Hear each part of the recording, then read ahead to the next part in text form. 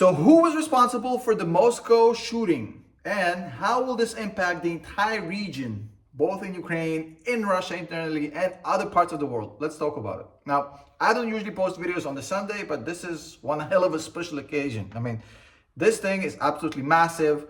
For those of you who are not familiar with the story, let me give you a brief of about 30 seconds. So essentially, there was a 6,000 people crowd gathered in the concert hall just on the outskirts of Moscow. 4 gunmen come in and just start shooting up the place. Absolutely insane. Now, there's footage of this online. I don't recommend you watch it because it is quite gruesome, and they did more than just shoot people. Absolutely horrendous. Now, they end up killing 130 people, injuring 100 more. Absolutely horrendous things.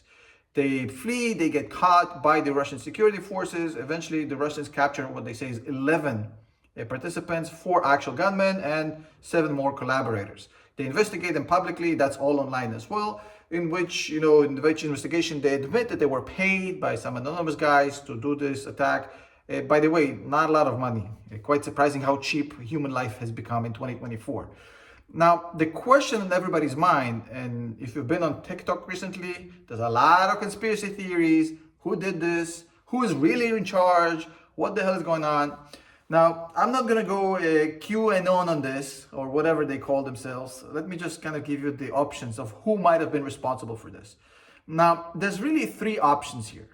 Number 1, which is the most obvious, blatant option, is the group that claimed responsibility for this, which is the same group that did the January attack on the cemetery in Iran, where a parade was being basically carried on to kind of mark the anniversary of the death of Qasem Soleimani, the former leader of the Quds Force. Now, that terror attack happened in January. A splinter group that basically came out of the death of ISIS claimed responsibility. And this is the same group right now claiming responsibility again. So that's the obvious thing. A splinter ISIS group that is anti-Iran, anti-Shiites, and they basically just hate anybody who's pro-Muslim, Shiite, anybody who works with Iran, etc., etc., etc.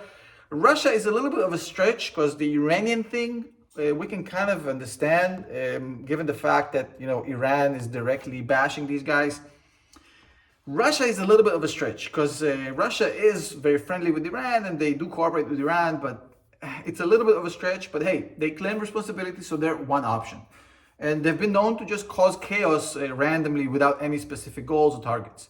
Now, option number 2, which is an option that's rarely discussed, but it has happened before many, many times, that this actually is a false flag attack.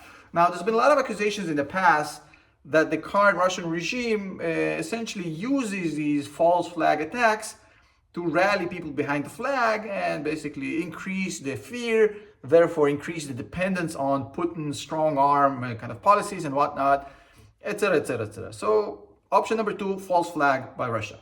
Now, option number 3, which I think is most likely, is an option that combines both Russian security incompetence and the growing discontent inside Russia's own Muslim population that lives a little bit on the outskirts of Russia. Let's put it this way. The Uzbeks, the Kazakhs, the Kafkaz, the Dagestani, all these people, the Chechens, there's a lot of them. In fact, I would say 15% of the Russian population is essentially Muslim people that have nothing to do with Russia and are forced to be occupied. And they've been so for many, many, many, many years. In fact, Chechnya tried to rebel once. They were very, very viciously beaten down, and now the current Chechen regime is basically just an extension of the Kremlin. But there's a lot of discontent in the Muslim population in Russia because of decades of very, very ruthless cruelty and occupation, and basically the Russians were not playing nice with the Muslims. And you can go back and research about what happened in Chechnya. Now you have to remember that the demographics in Russia are a little bit funky. The Muslim population in Russia is growing rapidly, as it is everywhere, by the way. The actual Russian ethnic population is not growing fast at all. In fact, they're shrinking. They have a very, very similar problem to China, actually.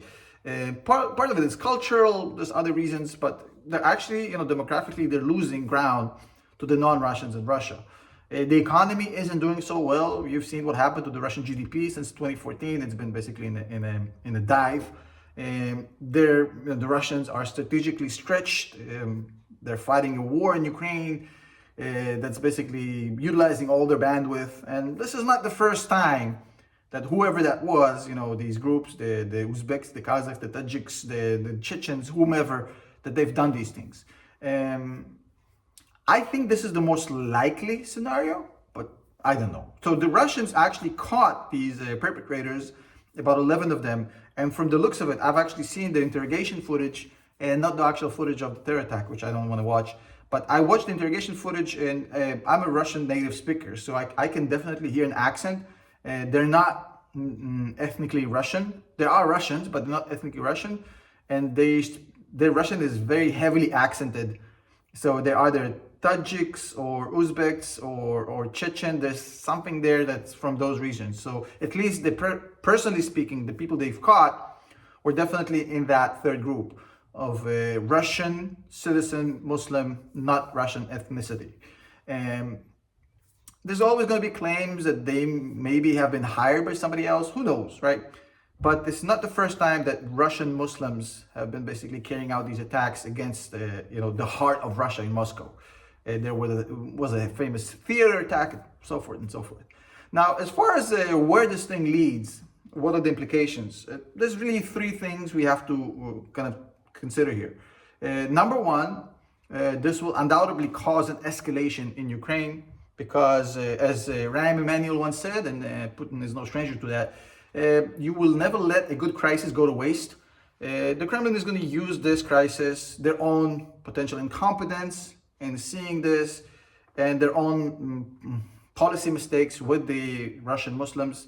They'll use this to blame Ukraine and increase the war efforts, the cruelty. The civilians in Russia will rally behind the flag naturally, as the media is completely state-sponsored now. So they'll use this to essentially ramp up the Ukraine attacks and the intensity, and they'll use it to rally people behind the flag, especially after the, let's call it, questionable elections and all the noise that happened with it, all the protests and whatnot. So that's one thing's going to happen. Whether this was done on purpose as a false flag attack or it's going to be kind of utilized in a utilitarian way by the Kremlin, it's for you to decide. I don't know. It's an option. The second thing is going to happen undoubtedly here is that Russia will use this to curtail even more any freedoms of Russian people or Russian civilians. They're going to go even more hardcore on surveillance, on limitations and so forth, or secret police. So whatever freedoms they had, they're going to have less of it. And they'll do it even more in these further regions in Chechnya, in the Kavkaz, in the Tajikistan, Uzbekistan, all these places, they'll go hardcore. The other thing that might happen here, and that's something that, I don't know, it's a question, right? All these places, for example, Chechnya is being right now propped up by somebody who's, is essentially an extension of the Kremlin, Kadyrov, who's just, a Putin lieutenant. That place isn't as clean as you would think as far as potential opposition. So these places might start to bubble because of this. When they see an attack of this magnitude, a lot of the anti-Russian groups that are trying to cause mayhem might draw inspiration from this. So there might be kind of an uprising, internal mess in all these Russian regions. We'll see. At the end of the day, I think what's most likely is definitely a rally behind the flag situation and a Ukraine escalation. As far as who did it at this point, I'll let you guys be the judge of it. Let me know in the comments.